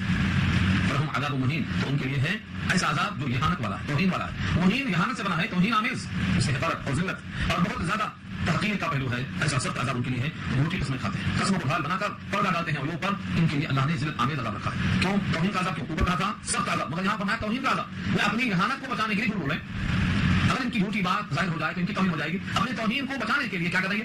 توہین نہ ہو سکے، عزت باقی رہے، اس لیے جھوٹ بول رہے ہیں. اس جھوٹ سے جو عزت بحال کرنا چاہتے ہیں بجائے عزت بحال ہونے کے اور ذلت چھائے گی. یہ اس کا عذاب ہے. لن تغني عنهم اموالهم ولا اولادهم من الله شيئا، ہر جس کام میں نہیں آئے گی ان کے اموال اور نہ ان کی اولاد اللہ کے مقابل کچھ نہیں. من اللہ شیئا، اللہ کے مقابل ان کی اولاد کام میں آئے گی، ان کے مال کام میں آئیں گے. اور اس ڈرنے میں ہے کہ میرا مال میری اولاد مجھے کچھ کام میں آئے گی، بچا لیں گے، یہ ممکن نہیں. اولئک اصحاب النار، یہ لوگ دوزخ والے ہیں، ہم فیہا خالدون، ہمیشہ ہمیشہ اس میں رہیں گے. جہنم کی ایک سزا یہ بھی ہے کہ خلود ہوگا، عارضی نہیں ہے 2 دن 4 دن 6 دن 10 دن نہیں، بلکہ خلود ہمیشہ ہمیشہ رہیں گے اس میں. اگر ہلکا بھی عذاب ہو تب بھی خلود ہے عذاب میں، ہمیشہ کا عذاب ہے. اگر شدید بھی ہو اور اس میں تخفیف بھی نہ ہو اور کسی کے سفارش نہ ہو اور ذرا مبادلہ بھی نہ ہو اور کسی قسم کا کوئی راستہ بھی نہ ہو، یہ سب عذاب میں ہمیشہ ہمیشہ رہیں گے. قیامت میں کھڑے ہوں گے، یوم یبعثهم اللہ جميعا فيحلفون له كما يحلفون لكم. قیامت میں کھڑے کیے جائیں گے، اٹھائے جائیں گے اللہ کے پاس، سب کے سب جمع ہوں گے تو وہاں بھی قسمیں کھائیں گے اللہ کے لیے اور قسم کھا کے اللہ کو راضی کرنا چاہیں گے. کیونکہ قسمیں کھا کر یہاں بچتے رہے اور قسمیں کھا کر اپنے عیب کو چھپاتے رہے تو وہاں بھی قسمیں کھائیں گے. یوم، جس دن یبعثهم اللہ، انہیں اٹھائے گا اللہ جميعا سب کو، فيحلفون، تو وہ قسمیں کھائیں گے له، اس کے لیے، یعنی اللہ کے لیے قسمیں کھائیں گے، اللہ کے سامنے قسمیں کھائیں گے. کیسا؟ كما يحلفون لكم، جیسے وہ قسمیں کھاتے ہیں اے نبی آپ کے لیے. آپ کو راضی کرنے کے لیے قسمیں کھا رہے ہیں، ویسے اللہ کو راضی کرنے کے واسطے اللہ کے پاس قسمیں کھائیں گے. اور اس قسم کا ذکر سورہ انعام میں آ چکا ہے، تو کہیں گے واللہ ربنا ما كنا مشرکین، ہمارے رب آپ کی قسم ہے ہم مشرک نہیں تھے. قسم کا ذکر قسم کھائیں گے. یحسبون انهم على شيء، اور وہ گمان کرتے ہیں کہ وہ کسی شے پر ہیں، مطلب کسی مقام پر، کسی رتبے پر، کسی حیثیت پر، کسی موقع پر، اور وہ بھی کچھ ہیں. ان کا گمان ہے، حالانکہ جب وہ اللہ کی نگاہ میں مسلم ہیں، اللہ کی نگاہ میں جھوٹے ہیں تو ان کا مقام کوئی موقف ہے ہی نہیں، کوئی مرتبہ نہیں ہے، لیکن وہ اپنے تئیں گمان کرتے ہیں کہ وہ کچھ ہے. الا انهم هم الكاذبون، اگر ہو بے شک وہ جھوٹ بولنے والے ہیں، اور جھوٹوں کا اللہ کے پاس کوئی کام نہیں ہے. من صدق نجا ومن كذب هلك، سچ بولنے والے کو نجات ملے گی اور جھوٹ بولنے والا ہلاک ہوگا. یعنی جھوٹے ہیں تو ان کے لیے ہلاکت ہوگی، نفع دے گا سچ بولنے والوں کو سچ بولنا. تو میں بہت سارے صدقون، سچوں کا سچ اس دن نفع دے گا. یہ جھوٹے ہیں، سچے نہیں ہیں، لہٰذا ان کے واسطے کوئی چیز نفع کی نہیں ہوگی. الا انهم هم الكاذبون، اس میں کیوں بگڑے ہیں کہ قرآن اور حدیث، اللہ کا کلام، رسول اللہ کا کلام، حالات، ان کے دل کی بات کا اوپر ہو جانا، یہ سب سامنے ہونے کے باوجود بھی توبہ کی توفیق کیوں نہیں ہو رہی؟ اس لیے کہ ان کا جو دوست ان پر مسلط ہے وہ شیطان ہے، اور شیطان ان کے مقابل میں مضبوط ہے. تو اس کا ارادہ ہے کہ جہنم میں جانا اس کا یقینی ہے، تو کہاں کیوں جائے، ساتھ لے کر جائے گا. اور وہ اتنا اپنے ارادے میں المسمم رکھا ہے کہ اس کے ارادوں کو یہ کینسل نہیں کر سکتے. ہر جھوٹا شخص سمجھ لے تو اس پر شیطان مسلط ہے. تو شیطان کہاں رہتا؟ پیچھے سورہ شورا میں یہ بات آ چکی ہے، سورہ شورا پارہ 19 کے اندر، هل انبئکم علی من تنزل الشیاطین تنزل علی کل افاک اثیم. کیا بتا دوں تم کو میں کہ شیطان کا اڈا کہاں ہے، کسے اترتا ہے، کہاں رہتا ہے، اس کا بسیرا کس کے پاس ہوتا ہے. هل انبئکم ادلکم علی من تنزل الشیاطین وما تنزل علی کل افاک. افاک کیا ہے؟ بہت جھوٹ بولنے والا اور اثیم گنہگار. جس کا گناہ زیادہ، جس کا جھوٹ زیادہ، سمجھو شیطان کا وہ اڈا بن چکا ہے. شیطان کا اڈا معلوم ہونے کے بعد ابھی بھی اگر جھوٹ بولتا ہے تو سمجھ لے کہ شیطان سے دوستی کرنے کا حق ہے. استحوذ علیہم الشیطان فانساہم ذکر اللہ. استحوذ غالب آ گیا علیہم ان پر الشیطان. شیطان ہر انسان پر شیطان مسلط ہے. جب تک کہ وہ اللہ کی یاد میں ہوتا ہے شیطان بھی یاد جاتا ہے. اور جب بندے کو غفلت میں پاتا ہے تو چڑھ لیتا ہے. اللہ کا وہ بندہ جو اللہ کی یاد میں ہوتا ہے شیطان کا کوئی زور نہیں چلتا. اور جو جھوٹ بولتا ہے، گنہگار ہوتا ہے، وہ شیطان کو دعوت دیتا ہے، شیطان فری ہو جاتا ہے. لفظ ہے استحوذ. استحوذ کے معنی آتے ہیں کسی پر قابو پا لینا، کہ وہ تمہارے بس میں ہے، اب تم اس کے مرضی کے خلاف کچھ نہیں کر سکتے. ایسا غلبہ اس کو بولتے ہیں استحوذ. غالب آیا محاورہ عربی میں کئی معنوں میں استعمال ہوتا ہے. اور ان محاورات کو لا کر اس لفظ کے پیچھے ظاہر کرنا مقصد ہے کہ ایسا غالب ہے جیسے نر اونٹ مادہ اونٹنی پر غالب ہو جاتا ہے جستی کرنے کے لیے، اور وہ کچھ نہیں کر سکتی. اس طریقے سے کہا کہ شیطان اس کے غالب ہو جاتا ہے. اس کے غلبے کا یہ اثر ہے فانساہم ذکر اللہ، کہ اس کو اللہ کی یاد سے فراموش کر دیتا ہے. اللہ کی یاد کو نہیں آتی، اٹھا دیا. اللہ تعالیٰ نے شیطان کے اس غلبے کی وجہ سے جو اس کو موقع مل گیا تو اللہ کی یاد کو ذہن سے فراموش کر دیا. اب اللہ کی یاد نہیں آتی. اسلام کا آج کتنے مسلمان ہیں جو خاندانی مسلمان ہیں؟ مسلمان پیدا ہوئے، مسلمان بنے نہیں. ایک ہے مسلمان کا پیدا ہونا، ایک ہے مسلمان بننا. کوئی آدمی ماں کے پیٹ سے پیدا ہوتا ہے تو وہ فطرت اسلام پہ ہوتا ہے. اس کو اگر باقی رکھتا ہے تو مسلمان بنتا ہے، اور باقی اگر نہیں رکھتا ہے تو جو چاہے بن جائے، یہودی بن جائے، نصرانی بن جائے، مشرک بن جائے. تو شیطان کا غلبہ اتنا آ گیا اس کے اوپر کہ وہ اللہ کی یاد کو فراموش کر بیٹھا. اللہ فرماتے ہیں جس کو اللہ کی یاد نہ آئے اور شیطان کے کنبے میں پھنس جائے وہ کہاں ہے؟ اولئک حزب الشیطان. وہ حزب الشیطان. حزب کے معنی گروہ اور پارٹی اور جتا. تو حزب الشیطان کے معنی وہ شیطان کا گروہ ہے، شیطان کی پارٹی ہے، شیطان کی ٹولی. اللہ ان حزب الشیطان هم الخاسرون. اور اگر وہ بے شک شیطان کا گروہ وہی خسارے والا ہے. شیطان اور شیطان کا پورا گروہ یہ خسارے والا ہے. اور جب یہ بھی شیطان کے قابو میں چلا گیا تو یہ بھی خسارے کے اندر پڑ گیا. اس کے خلاف جو شیطان سے مزاحمت کرتے ہیں وہ اللہ کے ولی ہیں، اللہ ان کی حمایت میں ہے. وہ سچ بولتے ہیں، جھوٹ نہیں بولتے. جو گناہ سے بچتے ہیں اللہ کی ولایت میں ہے، وہ اللہ ان کی نگرانی کرتے ہیں. ان ولی اللہ الذی نزل الکتاب وهو يتولى الصالحین. میرا تو ولی، میرا کاساز وہ ہے جو کتاب کو نازل کرتا ہے. کتاب کو نازل کر دیا اور وہ متولی ہے یعنی نگہبان ہے اس کا صالحین کا. تو صالحین کا متولی اللہ ہے اور جھوٹ بولنے والے گنہگار کا ذمہ دار شیطان ہے. شیطان کی پارٹی خسارے میں جانے والی ہے. ان الذين يحادون الله ورسوله، جو لوگ مخالفت کرتے ہیں، حاد یحاد کے معنی آتے ہیں مخالفت کرنا. وہ اللہ کی اور اللہ کے رسول کی مخالفت کرتے ہیں، اولئک وہ لوگ فی الاذلین، ذلیل ترین لوگ. اذل الف لام لام ہم اردو میں کہتے ہیں ذلیل. ذلیل کو ازل کا، ازل کے معنی سب سے بڑا ذلیل، اس کی جمع کیا ہے؟ اذلین. اردو میں استعمال ہے. تو اذلین کے معنی، اذلین کے معنی یہ لوگ سب سے ذلیل ترین لوگ جو اللہ کی مخالفت کرتے ہیں اور رسول اللہ کی مخالفت کرتے ہیں، یعنی قرآن کی اور سنت کی مخالفت کرتے ہیں. یہ سب کے سب بدترین لوگ ہیں. کیوں بدترین؟ کیونکہ اللہ نے لکھ دیا ہے اور اللہ کا لکھا ہوا کوئی ٹال نہیں سکتا. کیا لکھا ہے؟ کتب اللہ، لکھ دیا اللہ نے. کتب ہے تو لکھنا، کتب فی الماضی، کتب اللہ، اللہ نے لکھ دیا. کہاں لکھا اسے لازم نہیں، اللہ کا لکھا کہیں بھی ہو، چاہے لوح محفوظ میں ہو چاہے قرآن میں ہو چاہے فوق العرش ہو، اللہ کا لکھا وٹنے والا نہیں. کتب اللہ، لکھ دیا. کتب فی الماضی، اللہ نے لکھ دیا. کیا لکھا؟ لاغلبن انا، کہ میں غالب رہوں گا. رسولی، اور میرے رسول غالب رہیں گے. جمع رسولی، ایک رسول نہیں کہ رسولی کا ہو، رسولی، رسول سنگل ہے، واحد. جمع کیا ہے؟ رسول. میرے تمام رسول غالب ہوں گے اور میں غالب ہوں گا، یہ میں نے لکھ دیا. تو اللہ غالب ہوں گے اور اللہ کے رسول غالب ہوں گے تو پھر مخالفت کرنے والا غالب کیسا ہوگا؟ مغلوب ہوگا. اللہ جب غالب ہوں گے تو اللہ کی مخالفت میں کون ہے؟ جو بھی ہے وہ مغلوب ہوگا. اللہ کے رسول غالب ہوں گے تو محبت کرے گا، مغلوب ہوگا. صاحب معلوم ہو گیا کہ اللہ نے جو لکھا ہے یہ ہو کے رہے گا. لاغلبن انا ورسلی، میں ضرور غالب آؤں گا اور میرے تمام رسول غالب آئیں گے. کیوں؟ کیونکہ اللہ کے اندر دو صفت ہے خاص، ایک قوی اور ایک غالب. اللہ کے تمام صفتوں میں سے دو کو چنا اللہ نے. ان اللہ قوی، اللہ قوی ہے، اتنا قوی ہے کہ اتنی قوت کسی اور کے پاس نہیں. تو سب مخلوق ہے، وہ خالق ہے، سب قوت کے محتاج، قوت دینے والا. اور غالب کے ساتھ کیا ہے؟ عزیز. عزیز معنی غلبہ پانے والا، جس کا ڈومینیشن ہو، جس کی اقتدار میں تمام کائنات ہو. تو دو صفت اللہ کی، ایک قوی اور ایک غالب. اس لیے اللہ تعالیٰ غالب ہوں گے، اللہ کے رسول بھی غالب ہوں گے، اور جو بھی مخالف ہوں گے وہ مغلوب ہوں گے. اور جو مغلوب ہوں گے تو ان کے لیے ذلت ہوگی. اب یہاں سے آخری چیز بتائی جاتی ہے کہ جب تم کو معلوم ہو گیا کہ اللہ کے رسول اور اللہ غالب ہوں گے اور غلبہ ان کے حق میں ہے تو تم اللہ سے بھی محبت کرتے ہو اور اللہ کے دشمن سے بھی محبت کرتے ہو. یہ دعویٰ محبت تمہارا محبت کے اصولوں کے خلاف ہے. محبت کا اصول کیا ہے؟ جو تم کو ہم چاہتے ہیں تو تمہارے دشمنوں سے ہمیں چاہت نہیں ہونا چاہیے. اللہ رسول کے دشمن کون ہیں؟ جو اللہ کی مخالفت کرتے ہو، لا الہ الا اللہ کا انکار کرتے ہو، محمد کے ساتھ کا انکار کرتے ہو، شریعت کا انکار کرتے ہو. یہ سب کے سب مخالفت کرنے والے. اللہ فرماتے ہیں تم نہیں پاؤ گے کسی ایسی قوم کو، لا تجد قوما یؤمنون باللہ، نہیں پاؤ گے تم کسی ایسی قوم کو جو ایمان رکھتے ہوں اللہ پر والیوم الآخر، اور آخرت کے دن پر. یوادون من حاد اللہ ورسولہ، جو وہ محبت رکھتے ہوں، دوستی رکھتے ہوں اس شخص سے جو اللہ رسول کی مخالفت کرتا ہو. جو شخص اللہ رسول کی مخالفت کرتا ہو اس سے یہ محبت کرتے ہوں، تو ایسا کسی قوم کو نہیں پاؤ گے. اللہ فرماتے ہیں یعنی اصل میں محبت جس کا نام قلبی تعلق ہے، موالات. یہ کافروں سے، چاہے وہ کسی قسم کے کافر ہوں، مشرکین میں سے ہوں، منافقین میں سے ہوں، یہودیوں میں سے ہوں، کسی باطل مذہب فرقوں میں سے ہوں، کسی بھی باطل فرقوں میں سے ہوں، آپ ان سے دوستی کی وجہ سے نہیں کریں گے کہ وہ اللہ کے دشمن ہیں. ہاں، تعلقات کی جو 4 قسم بتائی گئی تھی سورہ آل عمران میں بحث آ چکی ہے کہ ان سے قلبی دوستی، رازداری نہیں جائز. اخلاقیات مدارات کرنا، تواضع کرنا، معاملات کرنا، کاروبار میں شریک کرنا، یہ سب معاملات ہیں، بشرطے کہ اس کا ضرر اسلامی حکومت پر نہ پڑتا، اس کا ضرر اسلام کے اصولوں پر نہ پڑتا. یہ شرط سالانہ آپ کافروں کے ساتھ خاطر مدارات کا تعلق قائم کر سکتے ہیں. خاتم برات کا مطلب وہ تمہارے پاس آئے ان کے پاس جاؤ، ٹھنڈا گرم پیو پلاؤ، یہ خاتم برات ہے، بشرطے کہ ان کی کمائی حرام نہ ہو، ان کے یہاں سود کا چلن نہ ہو، ان کے یہاں شراب کا کاروبار نہ ہو، جو چیزیں کلن کل اعلان حرام چیزیں ہیں ان سے آپ کو کھلایا جائے تو آپ کا اعتراض کرنا ہے، ورنہ مطلب ان کے لیے غمخواری کرنا جائز ہے۔ تو خاتم برات، غم گساری کرنا، پرسہ دینا، معاملات کرنا، کاروبار کرنا، زیارت کرنا، یہ سب جائز ہے، لیکن قلبی تعلق جس سے رات رانا کا تعلق ہو یہ درست نہیں ہے۔ اس آیت سے بھی اور سورہ آل عمران تیسرا پارہ میں بحث آ چکی ہے، لا يتخذ المؤمنون الكافرين اولیاء من دون المؤمنین، اس آیت کے تحت بحث آ چکی ہے۔ یہاں اشارہ کر دیا کہ ایسی قوم کو آپ نہیں پائیں گے جو اللہ و رسول پر ایمان رکھتے ہوں اور پھر وہ محبت کرتے ہوں ان لوگوں سے جو مخالفت کرتے ہوں اللہ رسول کی، اگرچہ وہ مخالفت کرنے والے اپنے باپ ہوں، اپنے بیٹے ہوں، اپنے بھائی ہوں، اپنے خاندان کے لوگ ہوں، تب بھی اللہ کے مقابل میں ان کی کوئی حیثیت نہیں، اللہ و رسول کے مقابل میں ان کی کوئی حیثیت نہیں۔ جہاں اللہ کی بات آ جائے گی اللہ کے غیر کو ہم چھوڑ دیں گے، یہ ہے ایمان کا تقاضا، اس میں مطالبہ کیا گیا ہے۔ وَكَانُوا آبَاءَهُمْ، اگرچہ وہ ہوں ان کے آبا، اب ان کی جمع ہے باپ دادا، سب داخل باپ دادا کا دادا، وَأَبْنَاؤُهُمْ، اور ان کے بیٹے، او اخوانهم یا ان کے بھائی، او عشیرتهم، عشیرہ مانے خاندان، کنبہ، گھرانہ، قبیلہ، عشیرہ، ان کا اگر کنبہ اور قبیلہ ہے تب بھی وہ اللہ کے اور رسول کے مقابل میں کسی کو قبول نہیں کرتے۔ یہ آیت اگر اپنے پس منظر کے ساتھ آپ دیکھیں گے تو آپ کی آنکھ کھل جائے گی کہ صحابہ میں اس قدر محبت تھی اللہ و رسول کی جس کا مظہر دنیا میں اب دوبارہ نہیں ہو سکتا۔ حضرت عبیدہ بن الجراح، حضرت عبیدہ بن الجراح نام سنا ہے آپ نے، یہ عشرہ مبشرہ میں سے دو صحابہ میں سے ایک ہیں جن کو بشارت دی گئی تھی دنیا یہ کی جنتی ہے، کیوں دی گئی تھی، کیا کارنامہ؟ صحابہ کے کارناموں کو بہت معلوم ہوتا ہے کہ ان کی نگاہوں میں آخر کتنے عام تھے۔ جنگ احد میں حضرت عبیدہ بن الجراح اپنے باپ کے مقابل تھے، جراح حالت کفر تھے اور ابو عبیدہ اسلام میں آ چکے تھے، ایک طرف بیٹا اور ایک طرف باپ ہے، تلوار کے ساتھ مقابلہ ہو رہا ہے، ایک کفر کی طرف سے ایک ایمان کی طرف سے، ایک حزب اللہ اور ایک حزب الشیطان، دو گروہ ہیں۔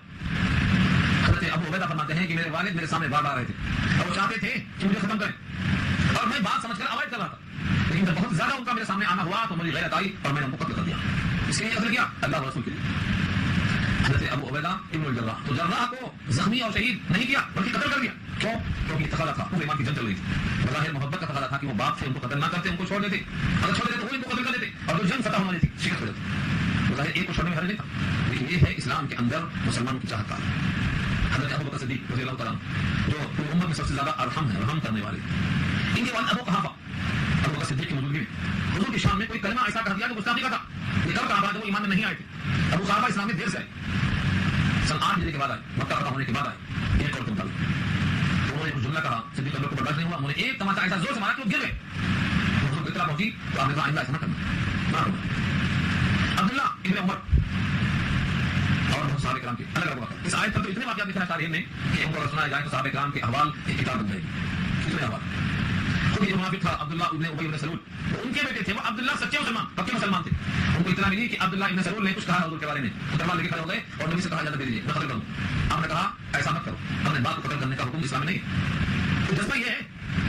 اور بھی کتنے واقعات ہیں اس میں کہ تمام صحابہ نبی صلی اللہ علیہ وسلم کے اشاروں پر تیار تھے کہ جو اللہ رسول کا نہیں ہے وہ ہمارا نہیں ہو سکتا، یہ اصلا اس آیت کا تقاضا یہ ہے کہ اگرچہ وہ لوگ جو مخالفت کرنے والے ہیں اپنے آبا و اجداد میں سے ہوں، اپنے بیٹے ہوں، اپنے بھائی ہوں، اپنے پورے قبیلے کے ہوں، لیکن پھر بھی اگر وہ مخالفت کرتے ہیں اللہ رسول کی تو ان کی مخالفت کی پرواہ نہیں کی جائے گی اور جس کے دل میں ایمان ہوگا وہ اللہ رسول کو راضی کرے گا۔ اللہ فرماتے ہیں اولئک کفر فی قلوبہم الایمان، وہ لوگ ہیں کہ ان کے دل میں ایمان لکھ دیا ہے، کہاں لکھا؟ دل میں لکھ دیا، کس نے لکھا؟ اللہ نے، اولئک کتب فی قلوبہم الایمان، اللہ نے ان کے دلوں میں ایمان کو لکھ دیا ہے۔ اسی واسطے نبی صلی اللہ علیہ وسلم دعا سکھلائی ہے اللہم حبب الینا الایمان، اللہ ہمارے لیے ایمان کو محبوب بنا، وکرہ الینا الکفر، اور کفر کو ناگوار بنا، والفسوق نافرمانی کو، والعصیان گناہ کے کاموں کو ہمارے باتیں ناپسند کر۔ یہ دعا کرنے سے آپ کے دل میں بھی ایمان محبوب بنے گا اور ایمان کی مخالفت میں ہر چیز ناگوار ہو جائے گی۔ لیکن صحابہ ہیں جن کے دل میں اللہ نے ایمان کو لکھ دیا، وَأَيَّدَهُم بِرُوحٍ مِّنْهُ، اور ان کو طاقت پہنچایا، اللہ تعالیٰ نے ان کی مدد پہنچایا، کس سے؟ اپنے روح کے ذریعے سے، بِرُوحٍ مِّنْهُ، اللہ کے پاس سے جو روح ہے اس روح کے ذریعے سے۔ یہ روح سے مراد دو لیا ہے فقہاء و مفسرین نے، روح سے مراد پہلا قول ہے کہ روح الامین ہے، یعنی جبریل، اصل نام جبریل ہے لیکن روح نام ہے قرآن کا، لانے کی بنا پر بدلا بھی ہے روح الامین، ان کا نام بدل گیا روح الامین ہو گیا، یہاں روح سے مراد جبریل ہے، جبریل کو بھیج کر اللہ نے تقویت پہنچایا ہے صحابہ کو، ایک قول دیے۔ اور بعض مفسرین کہتے ہیں یہاں روح سے مراد روح الامین نہیں بلکہ خود روح ہے اور روح سے مراد قرآن ہے۔ سورہ شورى 25واں پارہ میں اللہ نے خود کہا وَكَذَلِكَ أَوْحَيْنَا إِلَيْكَ رُوحًا مِّنْ أَمْرِنَا، یہاں روح سے مراد قرآن ہے، ہم نے قرآن بھیجا آپ کی طرف، تو قرآن کا لفظ نہیں وہاں روح کا لفظ، کیوں کہا؟ کیونکہ یہ ذریعہ غذا ہے، کس کی؟ روح کی، وہ روح ہے وہ روح کی غذا ہے، اللہ نے قرآن کریم کو روح کہا ہے کیونکہ یہ روحانیت کی غذا ہے، جسم مٹی کا ہے، مٹی کی غذا لیتا ہے، لیکن یہ روح اللہ کا حکم ہے اور کلام اللہ بھی اللہ کا کلام ہے، یہ روح کی غذا اسی روح سے پوری ہوتی ہے۔ اس کا تفصیل فقہ ہم نے کیا ہے صوم، روزے کے بارے میں، روزے کی جزا میں اللہ خود مل جاتے ہیں، اس تفصیل میں یہ بات آئی ہے کہ قرآن کریم روح کی غذا بن گیا ہوا اللہ تقویت پہنچاتے ہیں روح الامین کے ذریعے سے اور قرآن کے ذریعے سے. تو روح الامین ہمارے پاس آئے ہمیں خبر نہیں ہو سکتی, لیکن دوسرا قول جس میں روح مراد قرآن ہے ہمارے سامنے کھلا ہوا ہے. اسے ہمارے دل کی تقویت اس قرآن سے ہم کو مل سکتی ہے. اس میں قرآن کے مطابق قرآن کو پڑھنے والا, سمجھنے والا, اس پر عمل کرنے والا, اس میں غوطہ زنی کرنے والا, اس کا دل اتنا مضبوط ہوتا ہے کہ اس کو شیطان کا قابو نہیں کر سکتا. اس لیے چاہیے کہ اپنے دل کو مضبوط کریں. یدخلہم جنات تجری من تحتها الانہار, اور داخل کریں گے اللہ ان کو ایسے باغات میں کہ بہتی ہیں اس کے نیچے سے نہریں, خالدین فیہا, ہمیشہ رہا کریں گے اس میں. اور کس حال میں رہیں گے؟ رضی اللہ عنہم, اللہ راضی ہوگا ان سے, ورضوا عنہ, اور وہ لوگ راضی ہوں گے اللہ سے. دو طرف سے رضامندی, ایسا نہیں ہے کہ بندے تو راضی ہیں اللہ ناراض یا اللہ ناراض ہے بندے ناراض, ایسا نہیں, دو طرف سے رضامندی ہے. ہاں, جب دو طرف سے رضامندی ہوتی ہے تو اس ماحول کا مزہ الگ ہی ہوتا ہے. میں برابر ہے, وفا ہو کہ جفا ہو, ہر چیز میں لذت ہے اگر دل میں مزہ ہو. یہ بھی اللہ سے راضی ہے اور وہ بھی اللہ سے راضی ہے. اللہ بندوں سے راضی ہے, بندے اللہ سے راضی ہیں. اب کسی حال میں دونوں کے درمیان یہ رضا کبھی ختم نہیں ہوگی. اللہ کا اعلان ہوگا کہ میں تم سے راضی ہو گیا, اور کبھی ناراض نہیں ہوتا. یہ رضامندی کا اعلان جس کو مل جائے وہ بندہ اللہ کی نگاہ میں کیا ہے, اللہ خود فرماتے ہیں اولئک حزب اللہ, یہ اللہ کی پارٹی ہے, یہ گروہ اللہ کا ہے. جس کو اللہ کے راضی کرنے کی فکر لگ گئی, اللہ اس سے راضی ہو گیا, یہ اللہ کی پارٹی ہے, اللہ کے گروہ میں. اللہ رہو ان حزب اللہ هم المفلحون, بے شک اللہ کا گروہ وہی کامیاب ہونے والا ہے. مفلحون فلاح پانے والا ہے. اس کا فائدہ مفلح جمع مفلحون, کامیاب ہونے والے وہی لوگ ہیں جو اللہ کے گروہ میں. اللہ کے گروہ ہونے کے بعد ایک ہی چیز ہے کہ اللہ کو راضی کرنے کی فکر کریں, اور اللہ ان بندوں سے راضی ہوگا, اللہ توفیق دے گا. جب بندے اس کو راضی کرنے کی فکر کریں گے تو خلاصہ یہ ہوا کہ جو رکاوٹ ہو اللہ رسول کی محبت کے درمیان ان محبتوں کو ہم زائل کر دیں, چاہے محبت کسی قسم کی ہو. ہمارے سامنے ایک ہی چیز ہے کہ اللہ کو اور اللہ کے رسول کو ہمیں راضی کرنا ہے, اور اللہ کے رسول بھی چاہتے ہیں کہ اللہ سب سے راضی ہوں. کوئی بھی رسول اپنی رضامندی کو نہیں رکھا سامنے, اللہ کی رضامندی کو سامنے رکھا ہے, کیونکہ مطالب مطلب اللہ کی ذات ہے, اور نبی نے جو پیغام دیا ہے وہ اللہ کو راضی کرنے کا پیغام دیا ہے. اس لیے ہر مومن کو چاہیے کہ وہ اللہ کے پیغام کو اور نبی کے طریقے کو اپنائیں تاکہ وہ اللہ کے گھروں میں شامل ہو جائیں. اللہ تعالیٰ کرنا